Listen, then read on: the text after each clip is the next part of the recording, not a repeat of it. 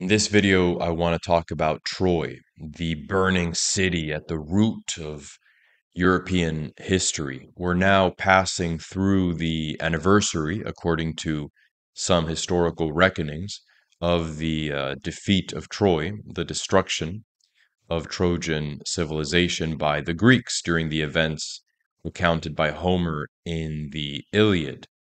And it's significant that this would have happened in June, because June is named after Juno, Greek Hera, the goddess who opposed the Trojans and scourged the Trojans during their exile after their city had been destroyed, and only embraced them once they had become Latins. They arrive in Italy, in the promised land of Italy, and they rejoin their own long lost relatives because Trojans, according to Virgil in the Aeneid, originated from Italian soil. They are of Italian stock. And it's significant then that the Mother Nature, capital N, the divine feminine, the wife goddess, is opposed to them until they retrieve their own original identity. The false city of Troy, built abroad, prospering on false foundations, can be understood as a spiritual allegory for the false self, for pride, which had to burn down because it was overgrown, and then true glory, true victory, true prosperity had to be experienced after a homecoming, after a, we would say, spiritual return. Italy as the true self, as the true basis of the Trojan nation. Trojans don't actually know their own origin at first. They have to discover it by arriving at an oracle, checking ancient records after their home has been destroyed, because it was a false home. Just to give some background, Troy was an ancient city in western Anatolia, modern Turkey, which would have been destroyed at the close of the Bronze Age. Following the accounts of Homer and later Virgil, this was a civilization willing to go to war over Helen of Troy, imprudent, and which got tricked by the Greeks when they were gifted with the wooden horse, the so-called Trojan horse. In other words, they deserved their destruction. Theirs was a spurious culture. They have to go seeking for a new home. Lucky for them, they have a leader in Aeneas who is driven and who eventually discovers their own true origin and decides to press on to that original homeland of his people, rather than staying, for example, in Carthage, where he is offered luxury, where the queen, Dido, falls in love with him.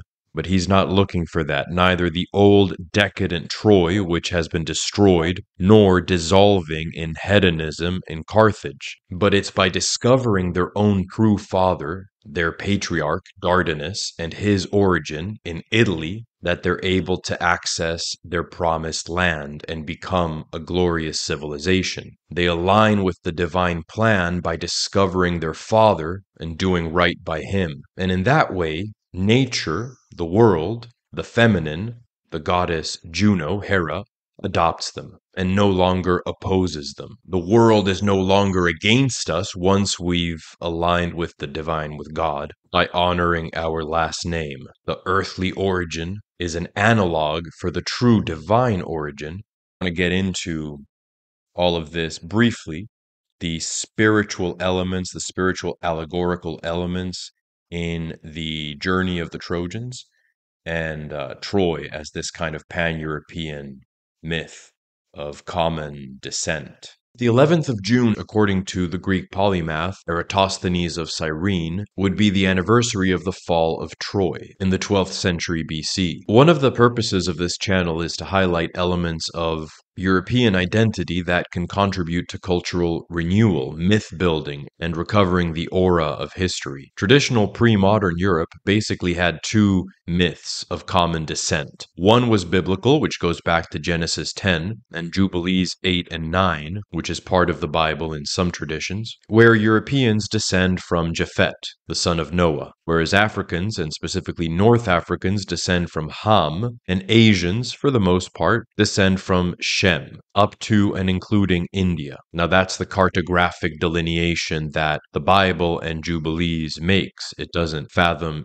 the geography south of the Horn of Africa or east of India. In the European histories of the Middle Ages, a lot is made from this, from Saint Jerome and his commentaries on Genesis to the very influential etymologies of Saint Isidore of Seville, and they give detailed lineages of various peoples through the sons of Noah. The other myth of common descent is from the pagan source of Virgil's Aeneid, and it involves Troy, wherein not only the Romans, but a whole host of European peoples were said to be descendants of the Trojans. Prominently, you have Geoffrey of Monmouth and Snorri Sturluson making this claim about their own nations. Now, there is a third, in a sense, common origin myth, which goes back to the Homeric hymn to Apollo. And this has to do with the theory that geography is providential, that natural geography marks borders that the gods have designed according to the will of the high god Kronos. And you find the idea of geographic borders being spiritually significant in Herodotus, for example. But in the pre-Socratic hymn to Apollo, there's the idea that the northern god, the god of Hyperborea, far north, is the spiritual patron over the entire geographically contiguous northern region, i.e. Europe. But let's focus on Troy. The narrative of Trojan origins is interesting because it's pagan, but it would have appealed to medieval Christians because of how many biblical patterns it seems to contain. Homer's Iliad talks about 12 cities of Troy, or of the Trojans, Troy being one of them, like the 12 tribes of Israel. Their city is burnt down and they are exiled. First they go to Thrace, then Crete, Carthage, and finally Italy. They're being guided all along by the high god, by Zeus, and they are returning to their origin because the patriarch Dardanus is said to have been Italian originally. So, the same way as the Israelites wander and then are returning to the land given to Abraham, the Trojans wander and are returning to the land of Dardanus. Interestingly, when the Trojans arrive in Italy, their first meal is flatbread, which has gone stale, but they put fruit on it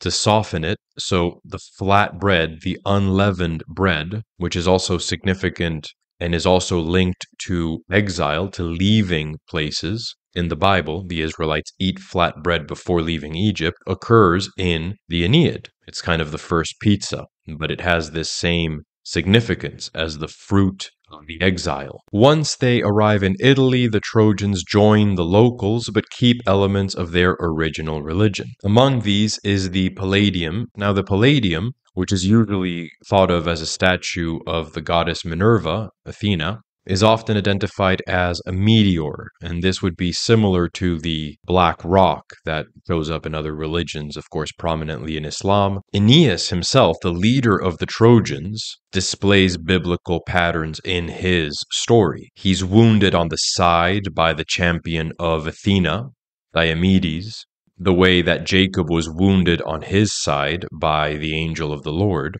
Jesus, of course, wounded on his side upon the cross. He's the son of Venus, the morning star, and of course this idea of being born from the morning star, from the womb of the day star, appears in the Bible as well. King David is said to be born from the morning star. The morning star sometimes rises in the east before the sun, sometimes it's the evening star when it's rising in the west. Preceding the sun, it is kind of the mark of the mother or the umbilical cord that leads to the birth of the solar king, which is a very recurring motif. So yeah, Venus is understood as a feminine symbol for spiritual rebirth, for coming into this solar triumphant phase of life. The city that the Trojans found, Rome, or the civilization that they found, eventually Rome will come out of that through Romulus, is not actually Troy revisited. It isn't Troy replacing the Greeks who defeated her during the events of the Iliad. It's not a revenge against Mycenaean Greece. It's actually a third civilization that, in a sense, reconciles the Trojan to the Greek. Once Aeneas arrives in Italy, he is guided by a priestess of Apollo, a Sibyl, at a Greek temple in or close to Naples, what's now Naples. So it's Greek mysteries that guide him. Eventually, the Latins, who are partly Trojan descended, are going to mix with the Sabines, who, according to Plutarch, are Lacedaemonians. They are colonists from Sparta in Italy. So Rome is not the new Troy. It's the new Troy reconciled to her Greek enemies. Reconciliation is an important theme here because the shield of Achilles, the enemy of the Trojans, is said to have depicted two warring cities, whereas the shield that Aeneas receives from the god Vulcan depicts an empire. Finally, the point of the Trojans is that they are really the pan-European identity for medieval Europeans. They were considered the ancestors of many different nations. So there's something about recovering the epic of the Trojan um, as a symbolic, mythical common ancestry to Europeans as heirs to Rome.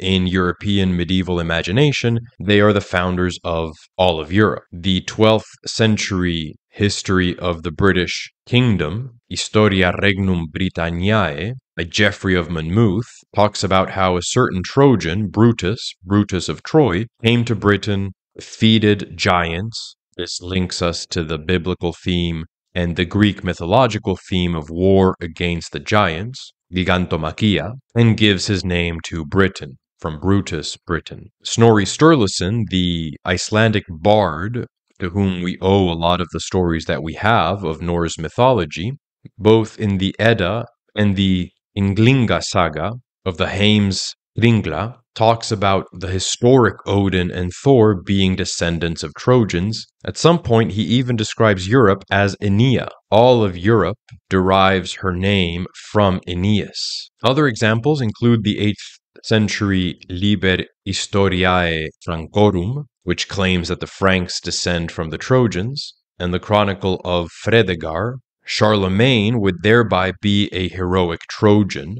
In the medieval Carolus Magnus et Leo Papa, about Charlemagne, he's described as the Pater Europae, the father of Europe, or European father, and a second Aeneas. You have Spanish histories in which the northern region of Asturias, is named after a Trojan captain called Astur, and it's from Asturias, of course, that the Reconquista started. This occurs in Bulgaria as well, and the Byzantine Empire. Obviously, Byzantine emperors considered themselves to descend from Aeneas via Augustus. Constantine Manasses, a 12th century Byzantine chronicler, included the story of the fall of Troy in his chronicles.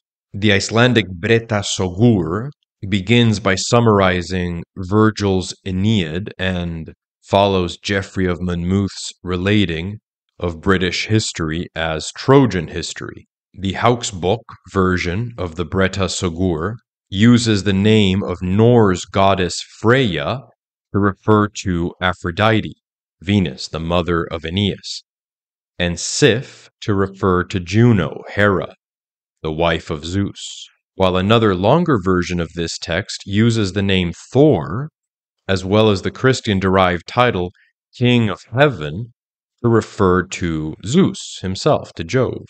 So these documents occasionally use Roman appellations and occasionally Norse names for the deities. We really have here something that's very central to European identity. The notion of Norse deities, including Odin, appearing in a Roman epic about the foundation of Rome and made compatible with Christianity, presents us with a pan-European Christo-pagan scripture. In this theme, what Francis Yates called The Imperial Theme of Trojan Descent, is really taking the idea that Rome and Roman imperial rule is legitimated through the divine guidance that was given to the Trojans to found Roman civilization and incorporating it, indigenizing it at the local level. The myth of Trojan descent is making each European nation a microcosm of the imperium. Instead of a centralized empire, we have a fractal or decentralized civilization, where all Europe is considered to be metaphorically descended from the Trojans, culturally, spiritually descended from Rome. And this is, in my opinion, more consistent with Virgil's actual views. I think there are elements in the Aeneid that are counter imperialistic. And I think if you look at the rest of his works, the Georgics, for example, you find this. It's also more consistent with the medieval Christian vision. In my LARPy version of European culture, we would mark the beginning of June with a kind of mournful anticipation, remembering the destruction of Troy as a kind of cultural renewal of Western civilization, and then sort of celebrating their arrival in the promised land of Italy. You know, Troy really is the kind of European Israel. It's also significant that now we celebrate Pride in June and deviation from normal behavior according to the standards of traditional religions, degeneracy, perversion, and that it's precisely the wifely goddess of marital union, Juno, who can be understood as nature opposing civilizations that begin to deviate from her. And by her, I mean the natural order understood according to a higher design, because, of course, the Bible also presents us with this goddess image, Lady Wisdom. Lady Wisdom is a feminine personification of divine wisdom. So creation understood as ordered, harmonious, feminine. You get the same thing in the Quran. The al-Kitab, the mother of the book, is described as a heavenly matrix, which is full of wisdom. So there is this sense that the spiritual life is about abandoning falsehood, aligning with wisdom, aligning with nature in the proper sense, with reference to higher principles that are being reflected in nature, and discovering our own true identity. Okay, that's it. I'll end there. There's a lot more that I could get into with this topic, but I thought it would be interesting, again, just to mark the month of June as an anniversary to be remembered. I will eventually make more videos about the inner reading or the spiritual significance of the story of Aeneas and its relationship to Homer, the Iliad, and also the later histories of the Romans, including the story of Romulus and Remus. I'm actually working on a fictionalized relating of all of this as well. It's a fascinating topic. Okay, thank you for listening, and until next time.